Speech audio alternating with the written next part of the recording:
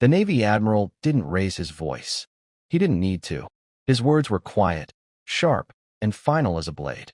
"You're not needed here," he said, staring straight at the single dad veteran standing before him. Everyone in the room looked away, because they believed that sentence would break him. They were wrong. What the Admiral didn't know was that this man had already buried brothers, survived wars no one talks about, raised a child alone with shaking hands and an unbroken spine, and learned how to stand when the world decided he didn't belong. And the reply he gave that day didn't just change the room. It changed every life inside it, including the Admiral's. Daniel Cross adjusted the sleeves of his worn jacket as he stood outside the conference room at Pacific Naval Command. The fabric had been pressed this morning, not because he cared about appearances, but because his daughter slept better when routines stayed intact. 6-year-old Lily kissed his cheek before school every morning and said, "Be brave, Daddy," even though she didn't understand why bravery still had a place in a quiet civilian life. Daniel had served 12 years in the Navy. Combat deployments, classified missions, losses he never learned how to say out loud. When his wife died during his final tour, an accident at home he couldn't prevent, his world collapsed into one small heartbeat that called him Dad. He left active duty not because he wanted to, but because Lily needed a parent more than the Navy needed another silent soldier.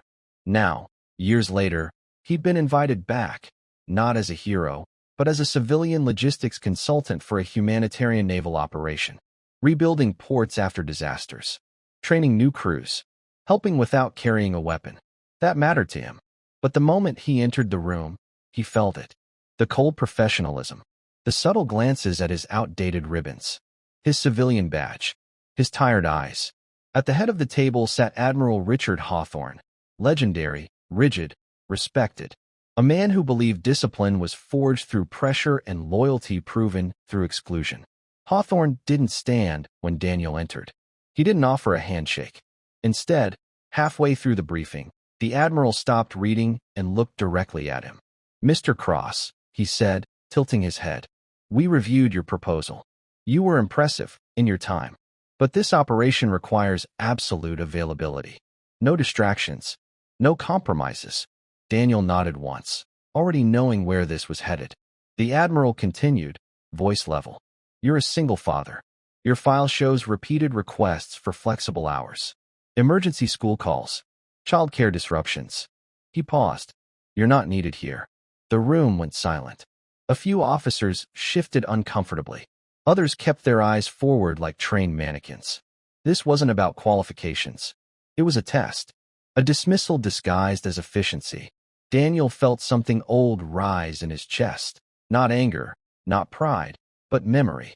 Rain-soaked nights overseas, holding dying friends, whispering promises he never got to keep, picking Lily up from daycare while wearing a uniform that no longer made sense to his life. He took a breath, and then he spoke. "With respect, sir," Daniel said calmly, "I've never needed permission to serve." A few heads turned. The Admiral frowned, not in outrage, but curiosity. Daniel continued, his voice steady but alive with something deeper. "I served when orders conflicted with survival. I stayed when friends didn't come back. I left the service to bury my wife and raise my daughter alone. That didn't make me weaker. It made me accountable." The Admiral crossed his arms.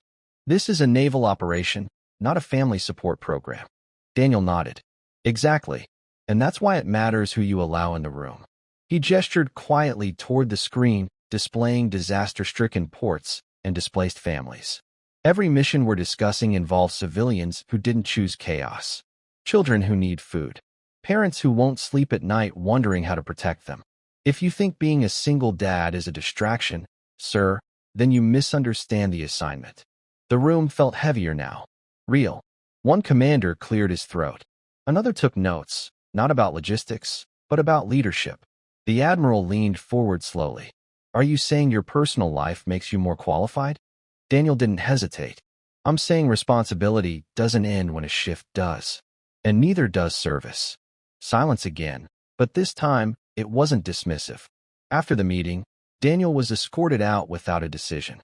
He expected rejection. He expected nothing. 2 days later, his phone rang while he was helping Lily with homework. Mr. Cross, the Admiral's voice said. Your position has been approved. Full authority, flexible structure, and, a pause, quieter now. Thank you for reminding me what service actually looks like. Weeks later, Daniel stood on a dock watching ships unload aid.